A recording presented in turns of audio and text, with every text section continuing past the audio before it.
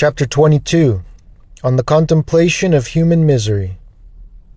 Thou art miserable wheresoever thou art, and whithersoever thou turnest, unless thou turn thee to God.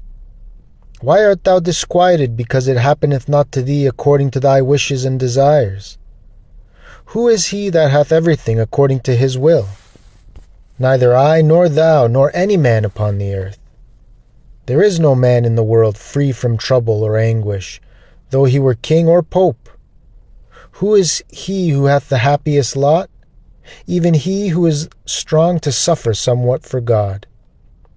There are many foolish and unstable men who say, See what a prosperous life that man hath, how rich and how great he is, how powerful, how exalted.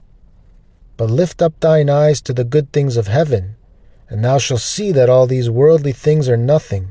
They are utterly uncertain, yea, they are wearisome, because they are never possessed without care and fear. The happiness of man lieth not in the abundance of temporal things, but a moderate portion sufficeth him. Our life upon the earth is verily wretchedness. The more a man desireth to be spiritual, the more bitter doth the present life become to him, because he the better understandeth and seeth the defects of human corruption. For to eat, to drink, to watch, to sleep, to rest, to labor, and to be subject to the other necessities of nature is truly a great wretchedness and affliction to a devout man, who would fain be released and free from all sin. For the inner man is heavily burdened with the necessities of the body in this world. Wherefore the prophet devoutly prayeth to be freed from them, saying, Deliver me from my necessities, O Lord.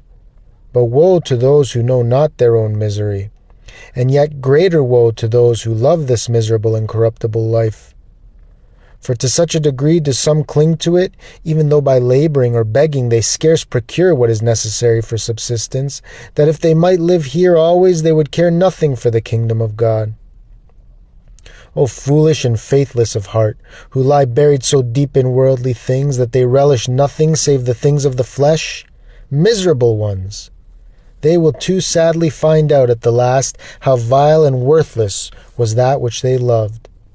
The saints of God and all loyal friends of Christ held as nothing the things which pleased the flesh, or those which flourished in this life, but their whole hope and affection aspired to the things which are above.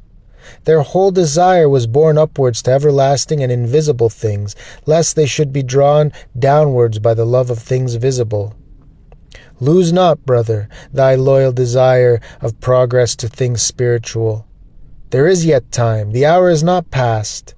Why wilt thou put off thy resolution? Arise, begin this very moment, and say, Now is the time to do, now is the time to fight, now is the proper time for amendment. When thou art ill at ease and troubled, then is the time when thou art nearest unto blessing. Thou must go through fire and water that God may bring thee into a wealthy place. Unless thou put force upon thyself, thou wilt not conquer thy faults. So long as we carry about with us this frail body, we cannot be without sin. We cannot live without weariness and trouble.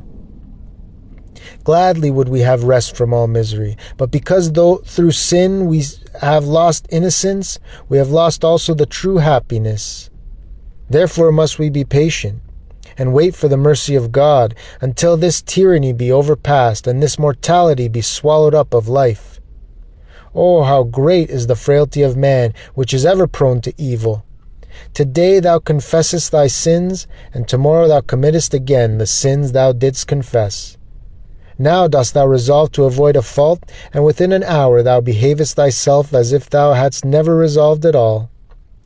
Good cause have we therefore to humble ourselves, and never to think highly of ourselves, seeing that we are so frail and unstable.